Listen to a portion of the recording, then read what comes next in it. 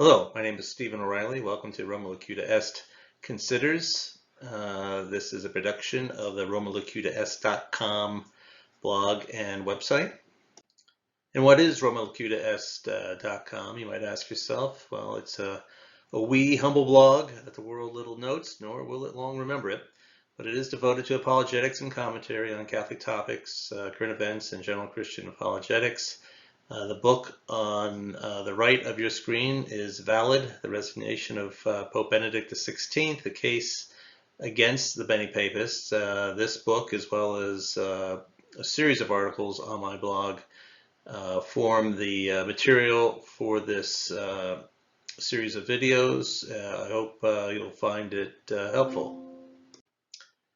This is episode 3 of Roma Locuta Est Considers, and today we continue our look at Benepapism, specifically the question of the Munus versus Ministerium and its part in the controversy.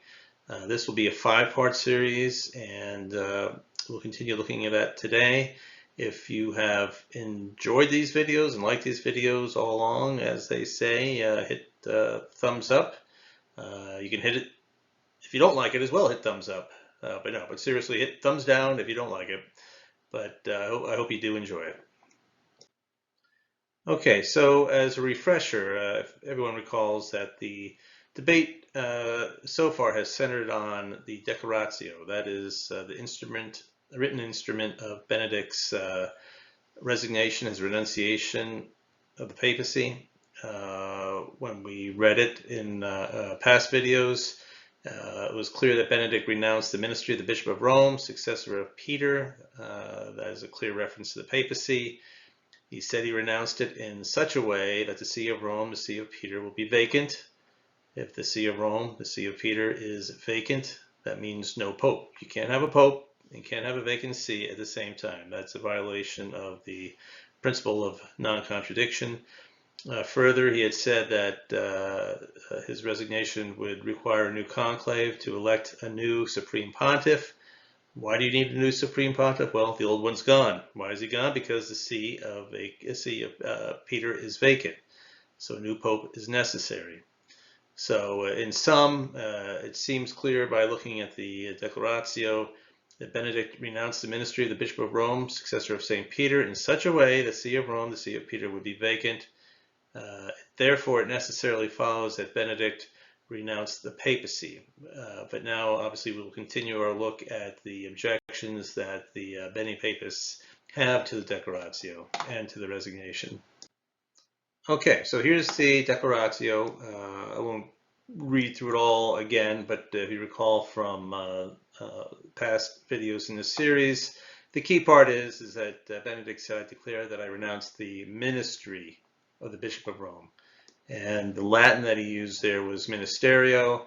The Benepapists call foul. They look at Canon 332, subparagraph 2, where they note it says, if it should happen, the Roman pontiff resigns the munus.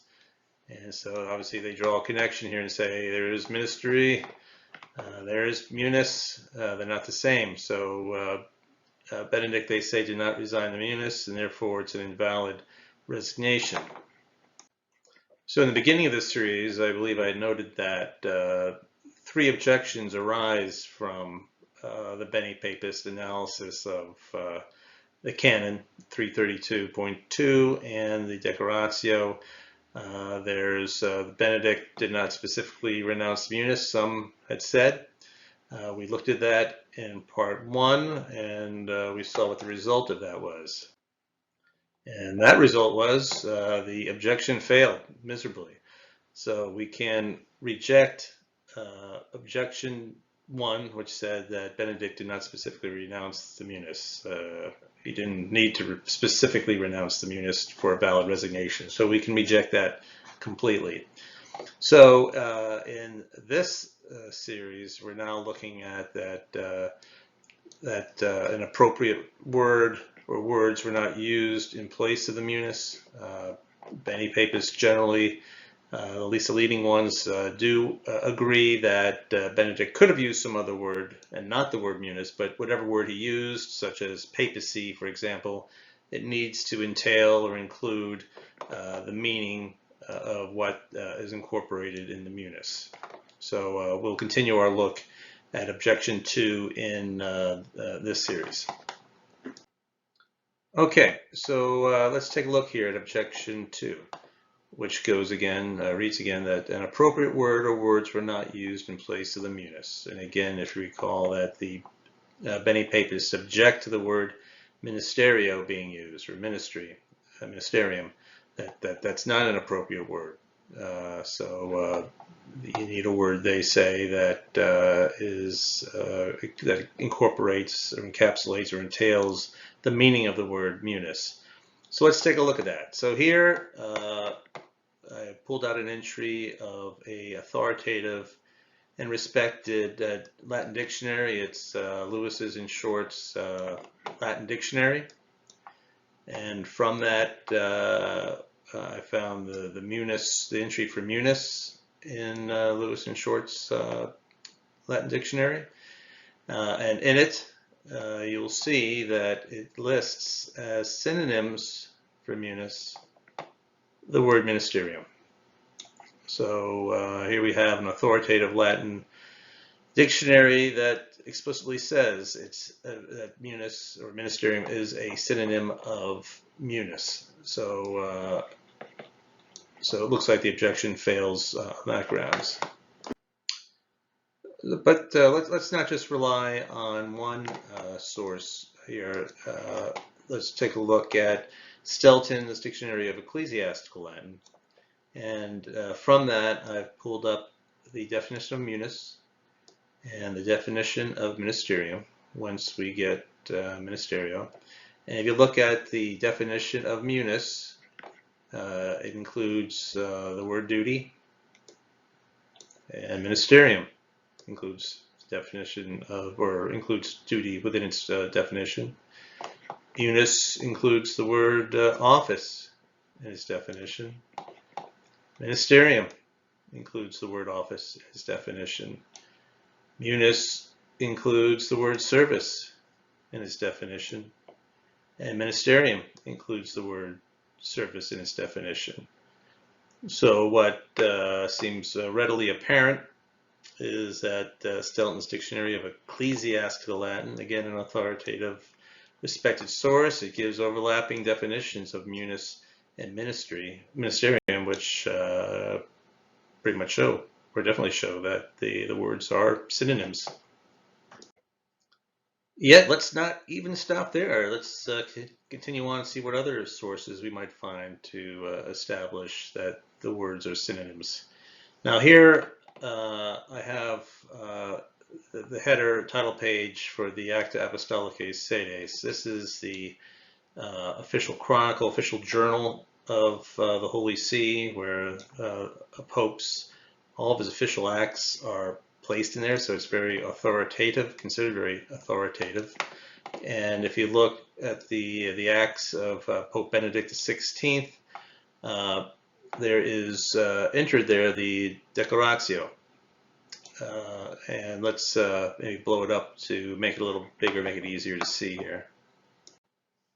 Okay, so right here we have the title, Declaratio Summi Pontificis de Muneris Episcopi Romae, Successores Sancti Petri Abdicatione.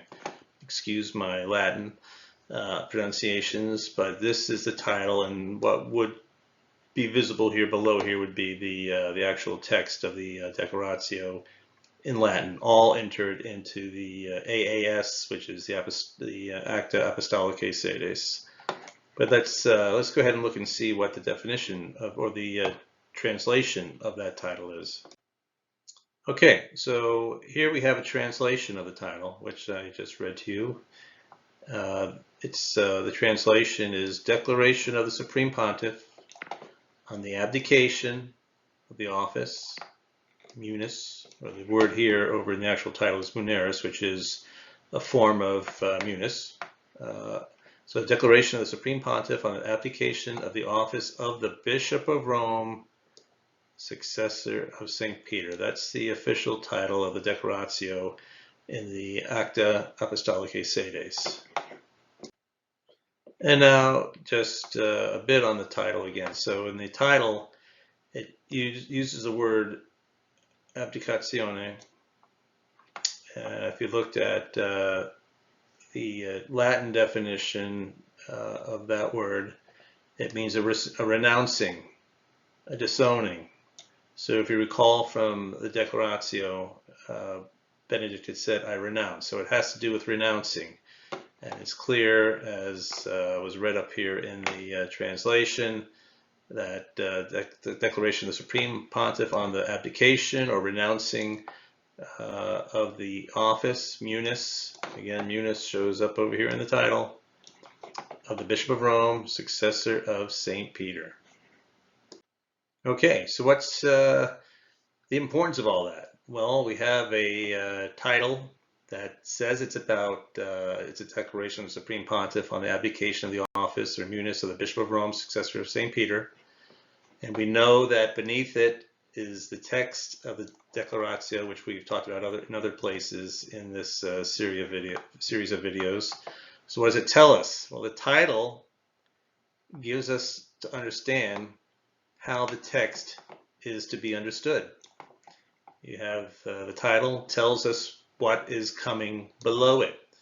And what does that tell us? It tells us the following. And what it tells us is the following. That therefore, the entry in the Acta Apostolicae Sedis demonstrates Ministerium and Munus are synonyms. How could they not be? The title, which we've just read and translated, we know that the Declaratio is here below it. So the title tells us what follows. So what follows is an abdication of the Munus of the Bishop of Rome. And even though Benedict used the word ministerium in the text, we know, and we've already seen so far in this video, that the words are synonymous with the word ministerio, or ministerium is synonymous with Munus. It can be. And therefore, this title tells us that is how it should be understood. That is how we are supposed to understand it.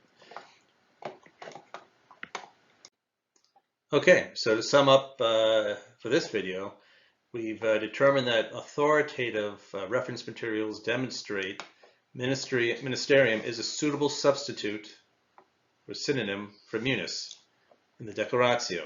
We've seen that. We saw Lewis and Short's dictionary. We saw Stelton's dictionary of ecclesiastical Latin.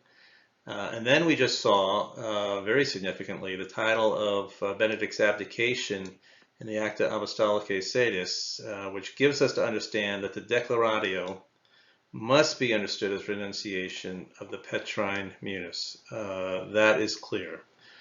So what does it tell us of the state of play of the Benepapist objection given this information? Well, it tells us that the objection, an appropriate word or words were not used in place of the Munus, the objection fails, or it fails just on these first two arguments that we brought against the objection. The objection has already failed. However, we will continue. In our next video, as I said, we'll continue looking at this we'll keep up with the same objection and see what other arguments, additional arguments. I think we've already brought enough arguments to show that the objection fails, but we will still continue to look at more. And so in the next video, we're going to look at Lumen Gentium and see what it has to say about the meaning of Munus and Ministerium. And then following that, we'll look at, in the video after that, we'll look at papal titles which entail the meaning of the Petrine Munus. Okay, and as I've done the last few videos, I'll just leave up here quickly. You can always just put it on pause here to see, but this is just resources for those looking for the arguments against Benepapism. Heaven knows that the Benepapists have been out there active with their own blogs, videos, webcasts, podcasts, and all that. So here you can find some resources that you can read to counter their arguments. Okay then, so that's the end of part 2 of our series on the Munus versus the Ministerium. I hope you're looking forward to part 3 of 5 on the Munus and Ministerium. It's coming soon, and I want to thank you for your attention and for watching this video. I hope I'm getting better at this. If you've liked it, please hit the like button, and if you don't like it, go ahead and hit the don't like button, the thumbs down button if you don't like it. But again, either way, I thank you for your attention. Thank you.